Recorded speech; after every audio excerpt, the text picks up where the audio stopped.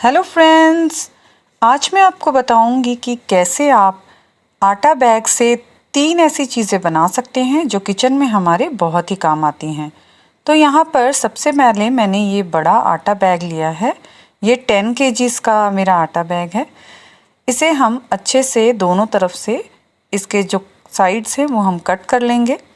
इसके बाद आप बीच में जो देख रहे हैं यहाँ से भी हमें इसे कट कर लेना है। आप जो भी आटा लेते हैं उसका इस तरह का अगर बैग आता है तो उससे आप ये DIYs बना सकते हैं। तो यहाँ पर सबसे पहला DIY के लिए मैं ले रही हूँ 10 इंचेस। यहाँ पर हमने 10 इंचेस मार्क कर दिया है, आप देख सकते हैं। हम इसी तरह से पूरा ऑल ओवर 10 इंच ही मार्क करेंगे लंबाई में। और फिर इसके बाद हम इसे सबसे पहले इसकी जो साइड है वो कट कर लेंगे।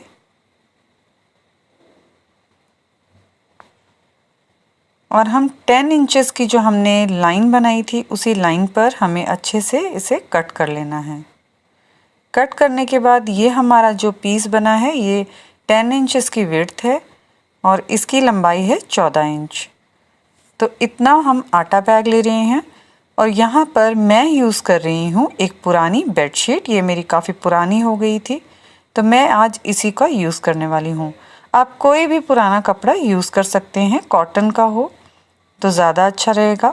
तो हम ये जो आटा बैग है इसे इस तरह से रख लेंगे और इसके चारों तरफ हमें कम से कम 2-2 इंच हम छोड़ेंगे और निशान लगा लेंगे हमारी बेडशीट पर। बेडशीट को मैंने 1 फोल्ड किया हुआ है, आप देख सकते हैं। अब मैं इसके दोनों तरफ 2-2 इंच का निशान लगा रही हूँ और साइड्स में मैंने 1-1 इंच का निशान लगाया है। अब हम इस बेडशीट को कट कर लेंगे। तो कट करने के बाद हमें एक स्क्वायर पीस बेडशीट का मिल जाएगा। आप देख सकते हैं कि यहाँ पर मैंने बेडशीट का पीस कट कर लिया है और इसके ऊपर हम हमारा जो आटा बैग का जो हमने शीट कट किया था वो रखेंगे। अब हम दोनों तरफ से, जिस तरह से मैं वीडियो में दिखा रही हूँ, इस तरह से हमें दोनों तरफ इस बेडशीट को फोल्ड करना है और वहाँ पे हम सिलाई लगा लेंगे। तो यहाँ पर मैं आपको दिखा रही हूँ किस तरह से सिलाई लगानी है। एक साइड का मैंने इस तरह से फोल्ड कर लिया है और आटा बैग को हम बीच में ही ले लेंगे, जो आटा प्लास्टिक बैग है, और उसके ऊपर एक इस तरह से स्टिच कर देंगे। दूसरी साइड भी मैंने सेम इसी तरह से स्टिचिंग कर ली है। तो दोनों तरफ से हमारा स्टिच हो गया है। अब हम इसे फोल्ड कर लेंगे। फोल्ड करने के बाद जो हमारा ये आप साइड देख रहे हैं, इस साइड पे हमें सिलाई लगानी है। लेकिन हमें ध्यान रखना है क्योंकि हमें दोनों तरफ ओपनिंग रखनी है तो हम दोनों तरफ सिलाई नहीं लगाएंगे, वहाँ पर हम ओपनिंग छोड़ देंगे। इस तरह से छोड़ना है और ये हमारी सिलाई हो गई है।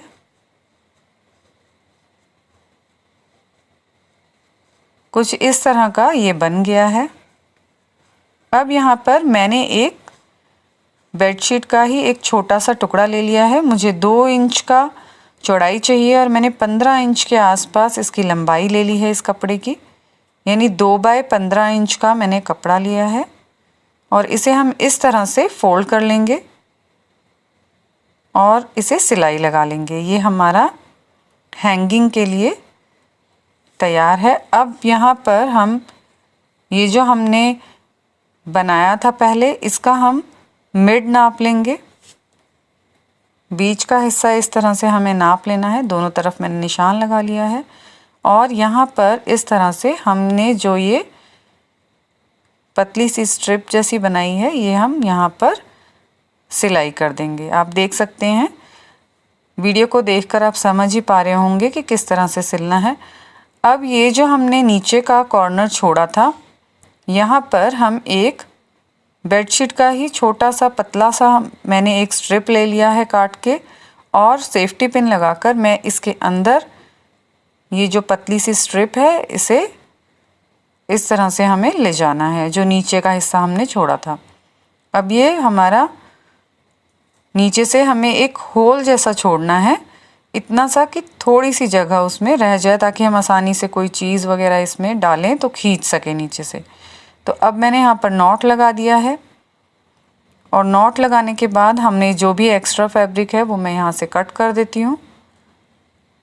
कट करने के बाद आप देख सकते हैं, मैं इसे सीधा करके आपको दिखाती हूँ।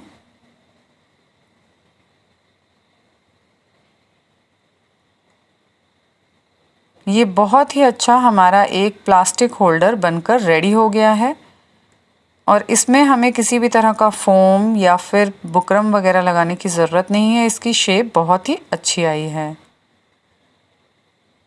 आप इस तरह से इसे किचन में कहीं पे भी हैंग कर सकते हैं और हैंग करने के बाद आपके जो भी एक्स्ट्रा प्लास्टिक्स होते हैं, थैलियाँ होती हैं हमारी, वो हम इसमें इस तरह से डालेंगे और जो नीचे का जो होल है उसमें से आसानी से आप खींचकर जब भी आपको ज़रूरत हो तो आप प्लास्टिक बैग निकाल सकते हैं। ये बहुत ही यूज़फुल आइटम है, आप ज़रूर बनाइएगा। अब जो बाकी का हमारा जो प्लास्टिक बैग बचा है उसमें से हम 2 DIY और बनाएंगे। तो ये हमारा सेकंड नंबर का DIY है। इसके लिए मैं पहले यहाँ से जो भी एक्स्ट्रा एजेस हैं वो कट कर देती हूँ।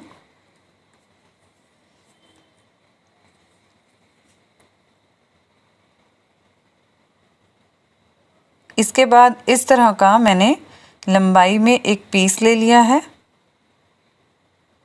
इसको मैंने स्क्वायर में कन्वर्ट कर दिया है, मुझे स्क्वायर पीस चाहिए। और सेम उसी तरह का मैंने एक स्क्वायर पीस का बेडशीट भी ले लिया है और साइड्स में मैंने 2-2 इंच का मार्जिन रखा है। मैंने डबल लिया है, आप देख सकते हैं 2 कपड़े लिए हैं मैंने। अब इसके अंदर हम हमारा प्लास्टिक शीट रख देंगे, आटा बैग, और ऊपर से जो हमने बेडशीट थी वो ऊपर से लगा देंगे।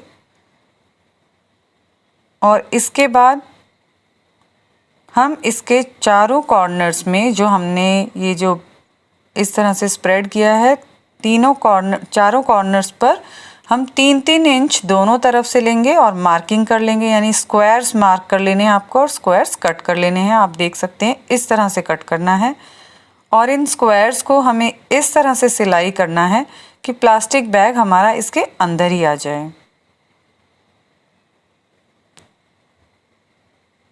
अब हम इसे मशीन पर स्टिच कर लेंगे। अगर आपके पास मशीन नहीं है तो आप हाथ से भी, सुई धागे से भी इसे सिल सकते हैं। चारों तरफ से हमें इसे सिल लेना है और प्लास्टिक बैग जो है हमारा इसके अंदर आना चाहिए। इस तरह से हमें कॉर्नर्स सिल लेने हैं, मैं आपको दिखा देती हूँ। ये सिलने के बाद इस तरह से रेडी हो गया है। सारे मैंने कॉर्नर्स इसके सिल दिए हैं और प्लास्टिक बैग जो है इसी के अंदर है।